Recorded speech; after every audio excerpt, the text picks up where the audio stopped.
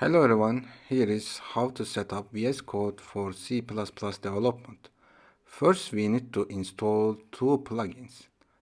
Search for C++ and install plugin from Microsoft. And then search for CodeRunner and install it also.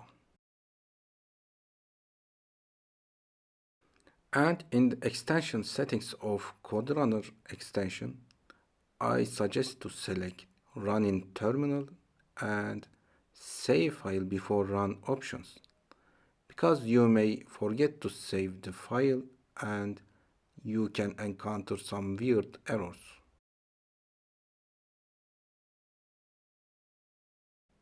Let's create a sample Hello World C++ code. We can run the code with this Run button or by right-clicking and Run Code. Here is the code is compiled and run. See you on next video.